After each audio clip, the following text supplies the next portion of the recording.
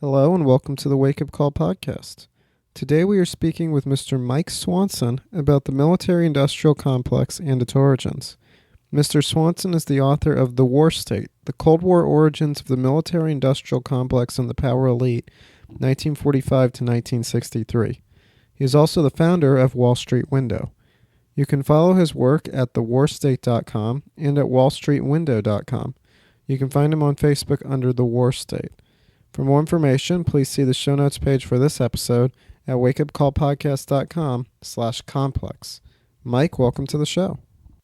Oh, thanks for having me. It's great to talk with you. Well, thanks for joining us. It's a pleasure to have you.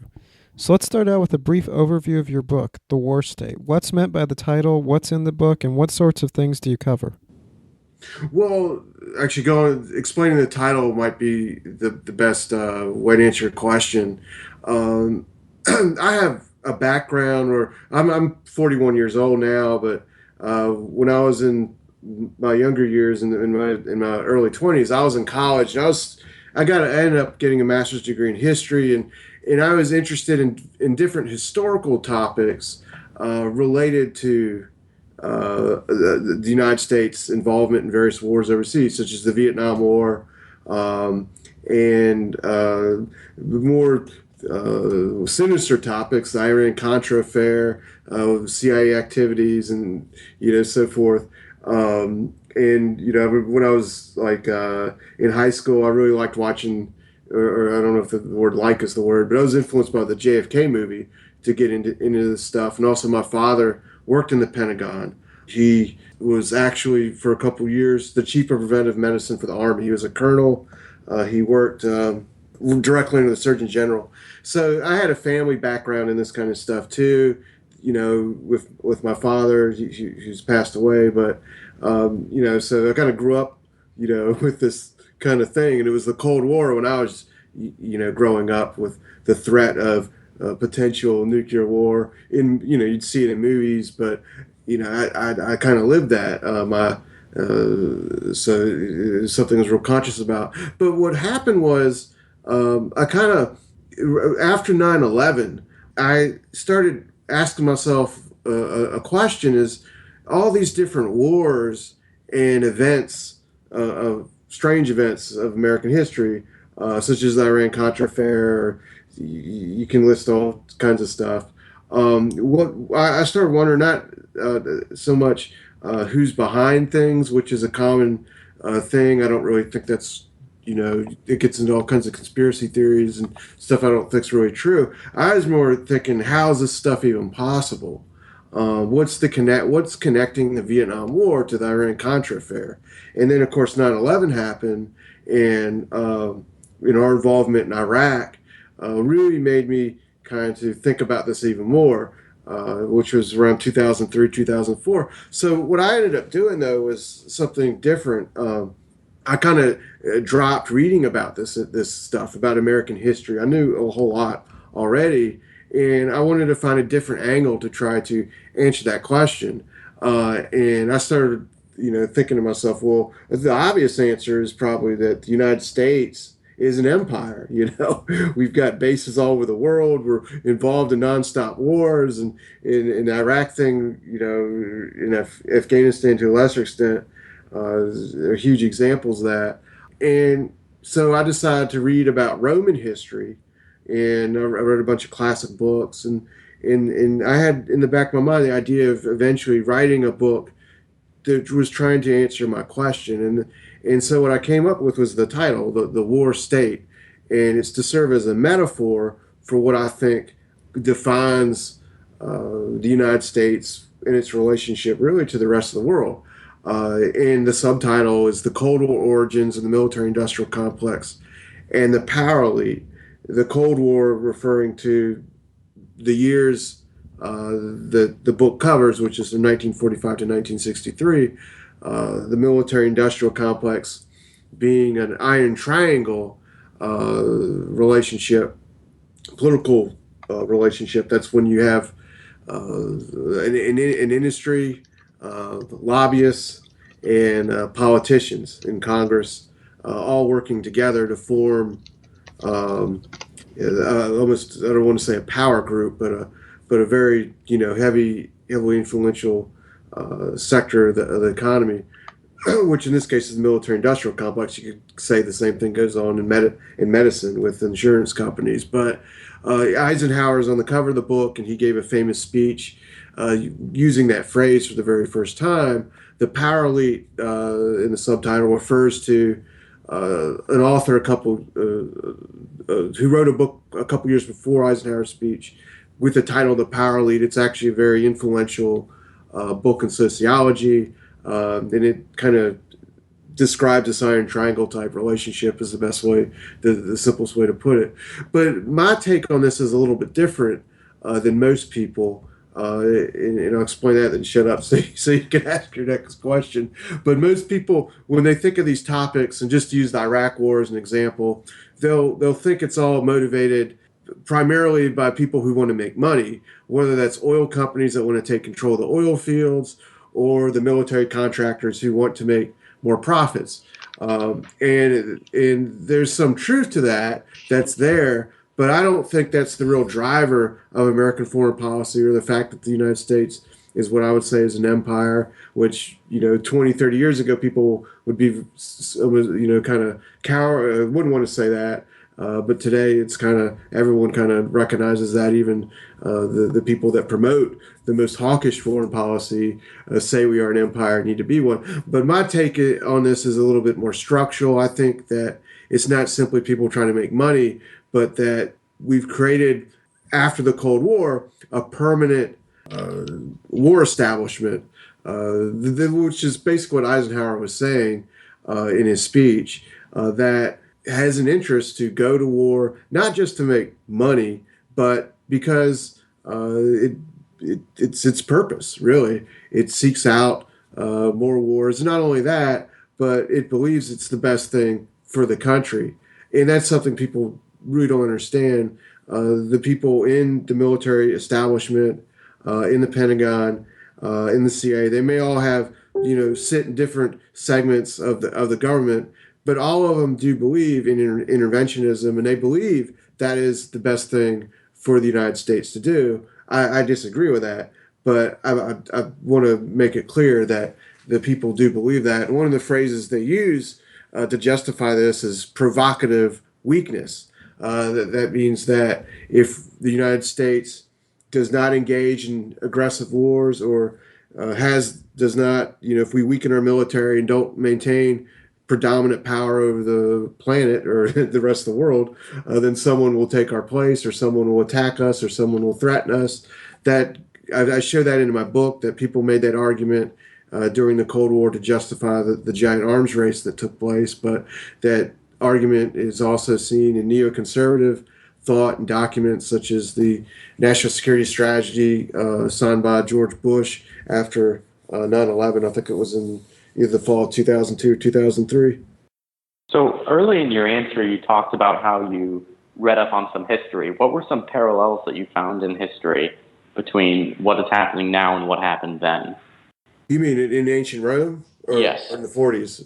In ancient Rome? Well, it's if you read, first of all, the one influence those books had on me, they're just so beautifully written as literature, so it inspired me as a writer. But one of the key things is that the way Rome became an empire is that they sent off.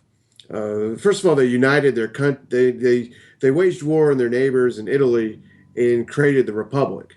But they were still a republic, and they weren't going to war every month of the year as sort of a seasonal thing, and they would make alliances with people. I mean, it was brutal. What they would typically do is they'd send their legion up to a city and say, "Hey, join us. If you don't join us, we're going to destroy you and make you slaves. And by the way, if you do join us, we'll go to this other city and we can destroy them together."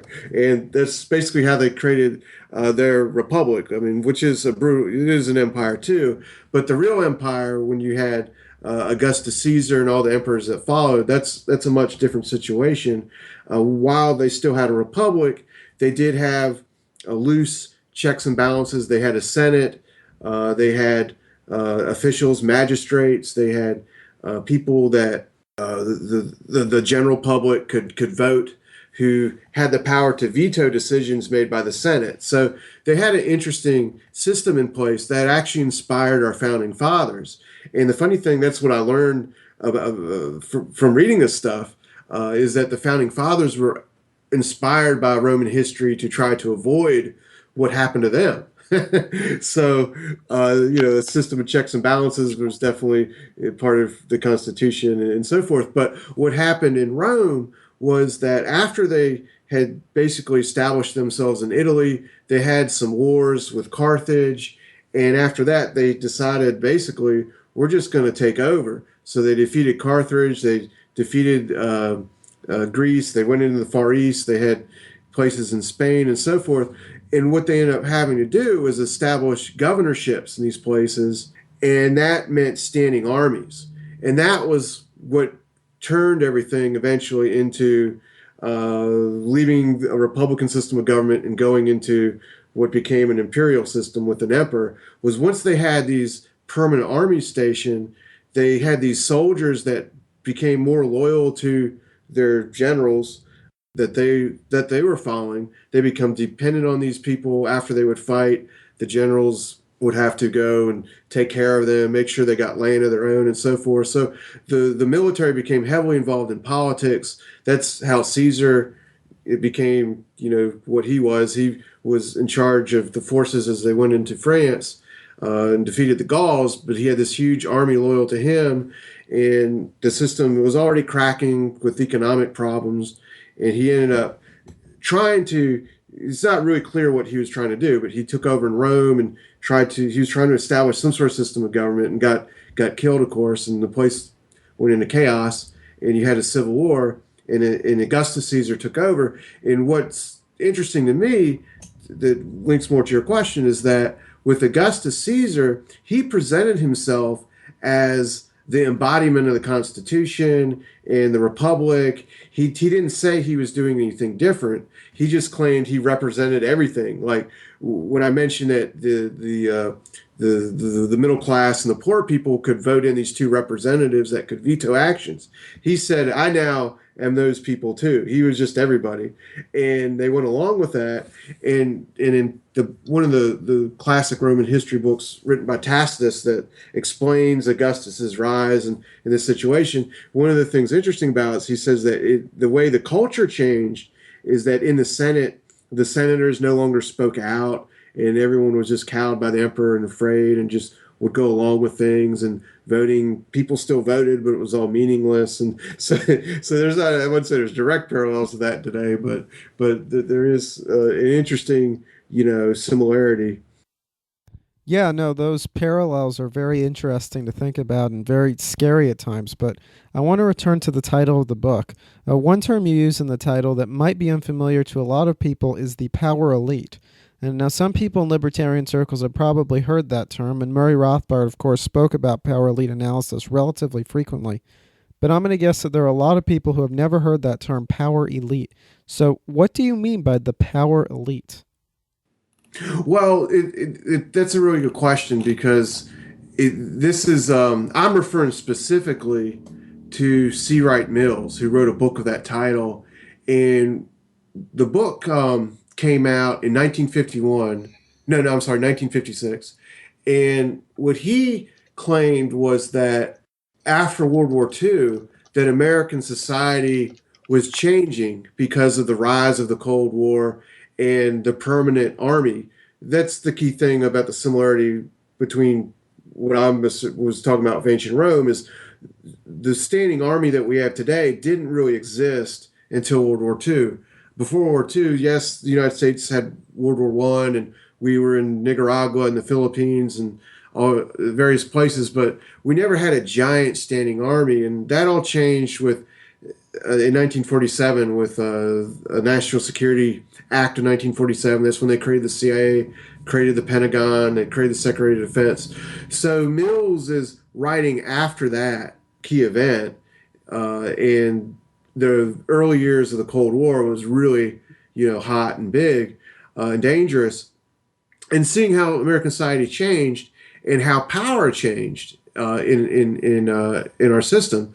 And what he asserted was a basic triad of the military, American corporations linked to the defense industry, and politicians. And he was claiming that they make up the power elite. And one of the things he asserted was in every town that you live in. I have a city. I'm living in a city of about 40,000 people. I've lived here for 30 years now, and I know most of the people here. There is something you could use the phrase power elite, to describe people in our town who are influential, who have big businesses or a lot of money, and they tend to donate to charities, and you have different social groups and whatever these people are all part of and intermingled with. But what Mills was saying is we're talking about something different.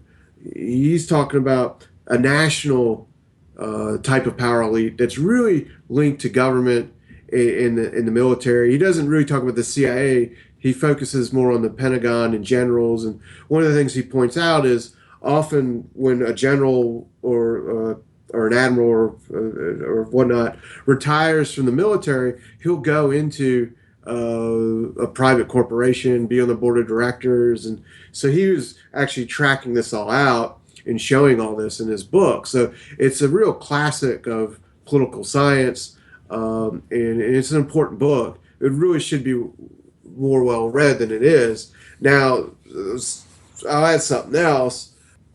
I do think, I'm not sure, you can correct me, but I do think when Murray Rothbard and the other libertarian thinkers are using that phrase, they're referring to the same thing.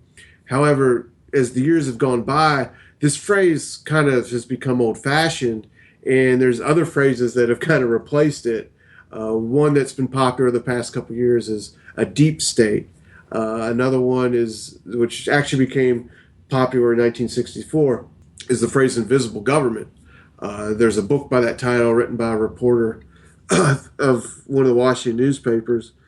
But they're all kind of, I believe, referring sort of to the same sort of thing. Now, what Mills says, which is a little bit different than some of the people who use these other phrases, especially the phrase invisible government, that, I believe, sounds very sinister and suggests that all this is very well coordinated, that there could be meetings going on a regular basis and someone's in charge of all this stuff.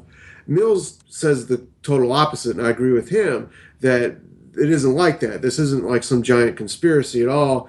Instead, these people just kind of grow up in these institutions, whether they're, the military bureaucracy or or a corporation linked to the defense industry, or now it's the security industry is just has gotten so big with the NSA. But whatever the case, they rise up in these institutions and they come to believe the worldview embodied in them.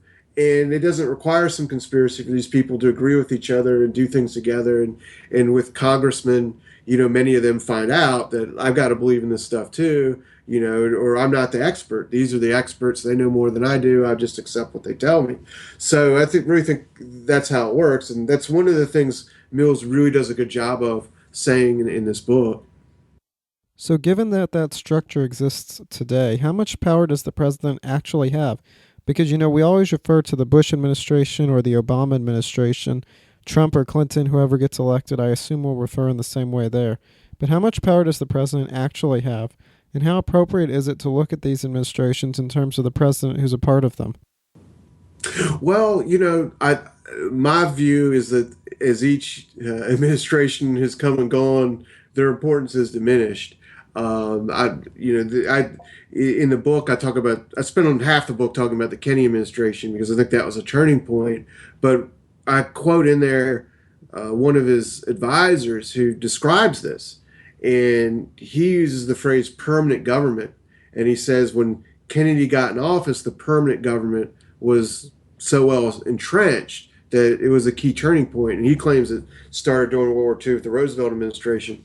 But my view is that, and I know more a lot. I've read a lot deeply about the Kennedy, Johnson, and Nixon years, but I really think they, had influence. They were trying to make decisions, all of them, on a daily basis. and do things with foreign policy. My view is Richard Nixon was probably actually the last president who had as much control over the direction of American foreign policy as he did.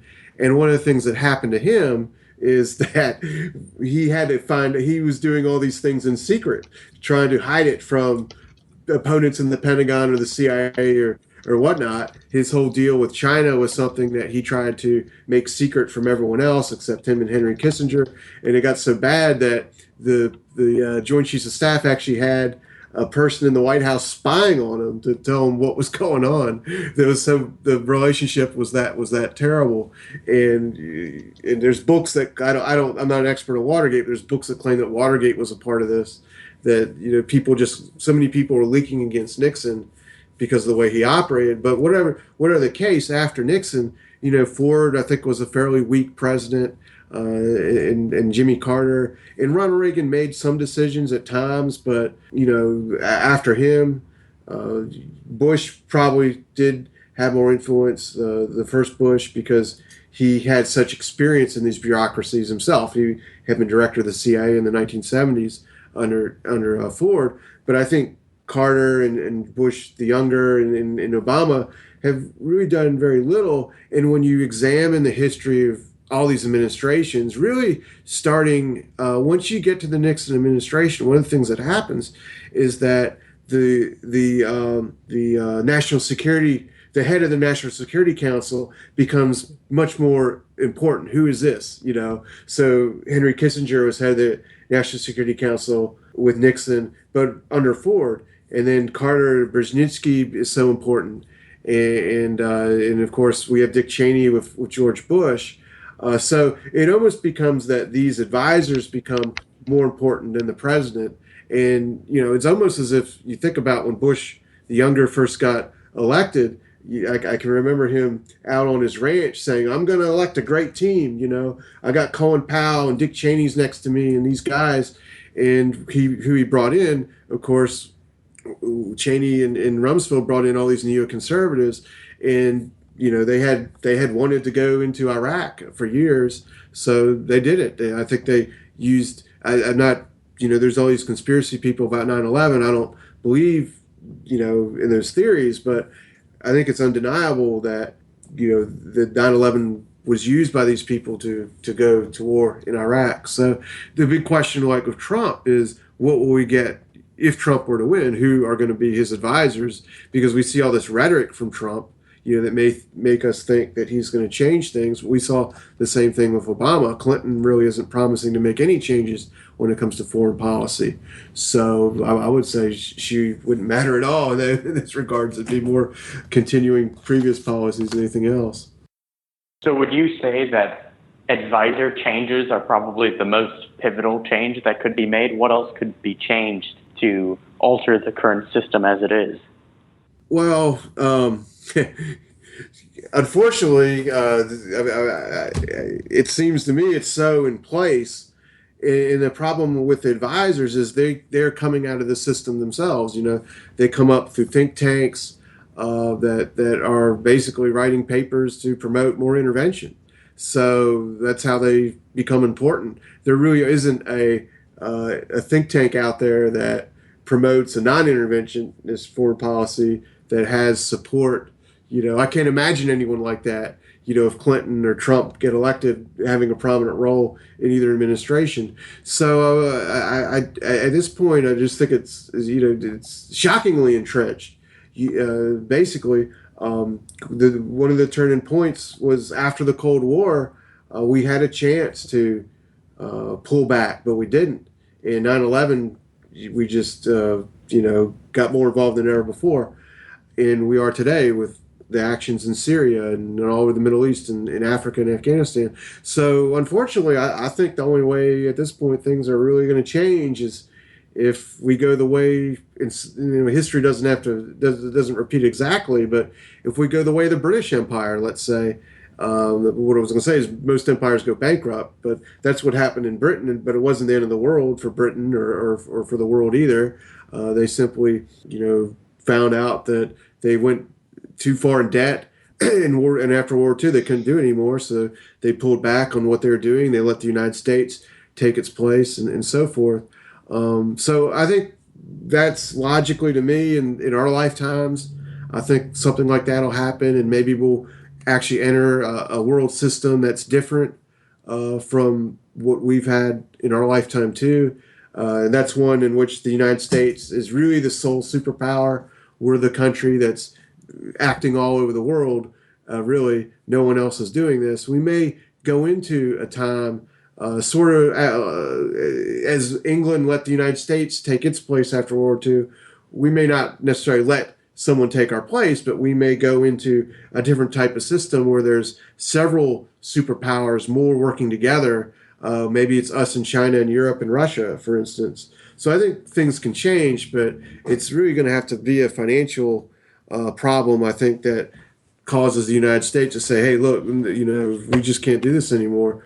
And then I think the general public feels like that in many elements of it. In fact, to me, that's one of the fascinating things about the primary season is if you looked at the election in South Carolina, Donald Trump was giving a non-interventionist type of campaign in South Carolina a couple months ago, and he was getting supported for it. He bashed George Bush in the debate, and people loved it. So I think there is a feeling or sentiment out there for the general public to want us to focus on having a better economy, getting out of this horrible economic malaise we've been in since 2008, and not, just in their minds giving aid to the world or something. But so we are in interesting times. No, we are, and I think there definitely is an audience, a very large audience, that's receptive to a non-interventionist or anti-interventionist message. And to some degree, Donald Trump proved that with his comments in South Carolina. But I want to use Trump to segue into my next question. One of the things that he talks about a lot is the need to build up a large military. He'll say that the military is withering away. How big is the U.S. military, and how much is spent on the U.S. military, and how does that compare today versus what it looked like in World War II, both in terms of just what the U.S. is doing and how it compares with the rest of the world? Well, today it's amazing, and part of it is going to the national debt from previous wars and the soldiers that are retired or wounded or whatnot. But the military is so big that it's the United States Defense Department is the third largest employer on the planet. It employs more people than Walmart in the United States. So that's how big it is.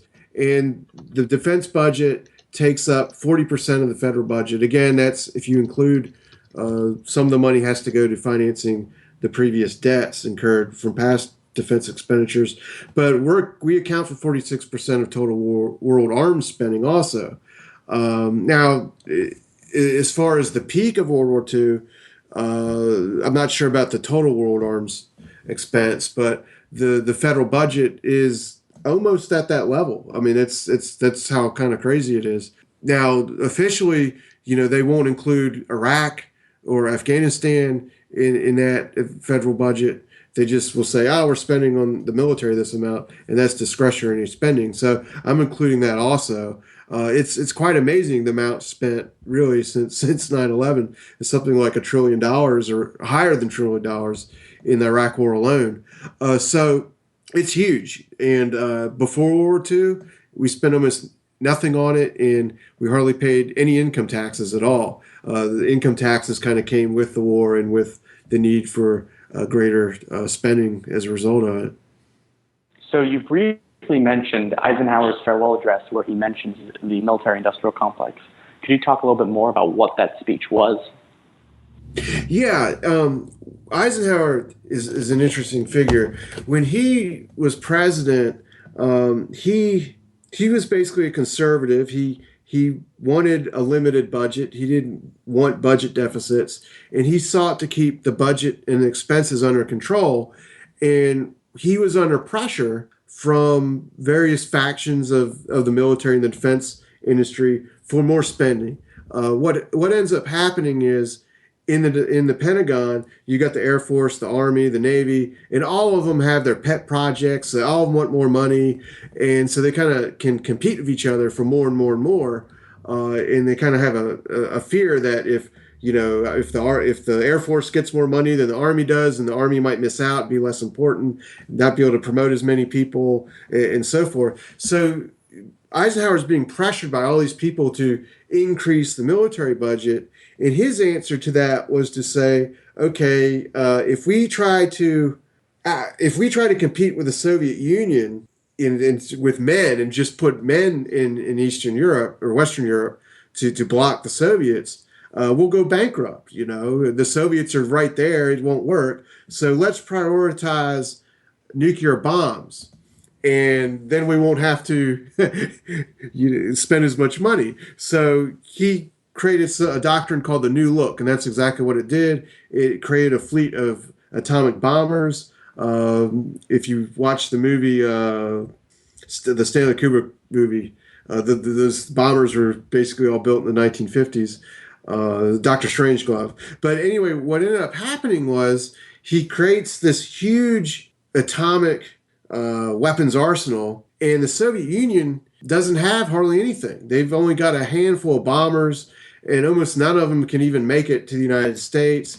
In the 1950s, they didn't even have, not until 1959 did they even have nuclear missiles capable of reaching the United States. They ended up with 4 in 1959. However, what happened was all these people started saying that the Soviets were beating us, that they had super bombers, they had a fleet of thousands of bombers. There's hearings in Congress where this claim was made. And so Eisenhower thought, well, I got to head this off. And he commissioned an internal study into our defense capability and the Soviets. And it was just for the White House. And he was going to use it to try to show people in the government, look, we don't need to go into panic here. And what happened was, this was called the Geither Report. It was finished in 1957. A fellow named Paul Nitze was in charge of putting this together, and he just made stuff up. And he claimed that the Soviets were ahead of us, and by 1959 they'd have so many missiles they could launch a first strike and wipe us out. And Eisenhower got angry and basically hid the report, didn't want anyone to read it. And Geithner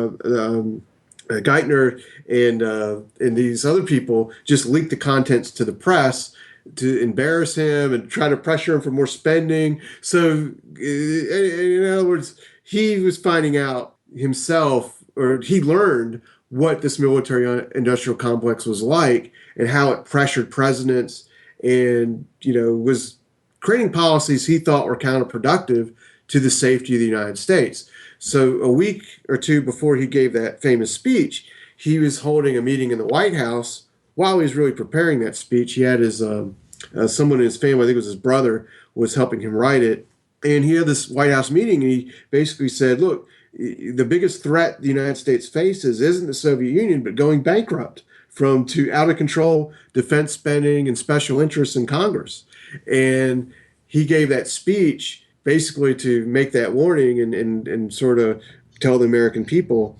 Now, he was going to use the word or use the phrase military-industrial congressional complex, but he dropped the word congressional because he's afraid he didn't want to sound like he was being partisan and attacking the Democratic Party.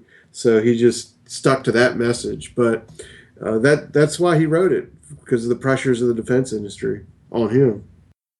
All right. Well, thank you very much for joining us today.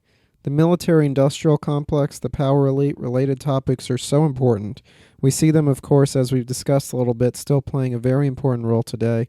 So it's interesting to look at how these concepts have evolved over time and how these things have changed and what could change about them in the future. So thanks for joining us to take a look at that. It really is interesting how the U.S. has gone from a republic, to the extent that it was a republic, to a world superpower. So thanks for helping us take a look at that. And we'll hopefully have you back on for a continuation of this conversation at some point. But in the meantime, if someone wants to learn more about these topics or follow more of your work, where should they go? Oh, I've set up a website for the book and to blog about these sort of subjects. It's just called thewarstate.com. And if you're on Facebook, if you just go on Facebook and type The War State, it'll come up too, and you can just like the page. Okay, great. And are there any other readings, articles, books that you would recommend for someone who is interested in learning more about these topics?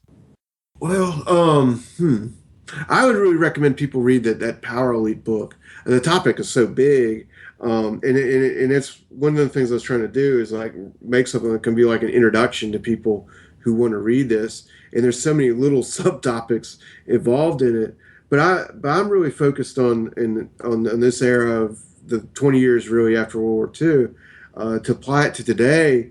There's a book called Double Government that came out a year or two ago, which also kind of has a similar, uses different phrases, but it's more of a political science book. It doesn't really talk about the Pentagon or the military per se, but it does do a great job of describing the relationship between the president and all these advisors and in this system, and it's all up to date to today's situation. So that's a really good book. It's called Double Government, and it's only like 200 pages or so. So it's a pretty easy read too. Okay, well, great. And there are a lot of topics that we didn't get to, of course. We didn't even get to the CIA. We didn't get into the arms race much, NSC 68, all sorts of topics that we missed. So hopefully we can have you back on to cover those in greater detail. But in the meantime, I want to encourage everybody to go to wakeupcallpodcast.com/complex. And of course, we'll link to the War State and we'll link to Wall Street Window, and everything that's been mentioned over the course of the interview, whether it be a book or a resource, will be linked to from there. So that's wakeupcallpodcast.com/complex. And I want to encourage everybody to sign up for our email list while they're there so they can receive updates on what's going on with the show, and also to follow us on Twitter at WUC Podcast. At WUC Podcast is the handle for that. And on that note, Mike, thanks for joining us today, and we'll have to have you back on again sometime in the near future. Oh, certainly. Just let me know. Really enjoyed it. It's great talking with you. All right. Yeah, Great. thank you very so much. Yeah, thank you. Thank you for listening to this episode of the Wake Up Call podcast. If you would like to listen to more episodes, please subscribe, rate, and review the show on iTunes, or subscribe on Stitcher, and check out our website at wakeupcallpodcast.com. There you will find show notes pages and comment sections dedicated to the show. You can also email us at contact@wakeupcallpodcast.com if you're interested in being interviewed for the show or have any other suggestions. Thank you.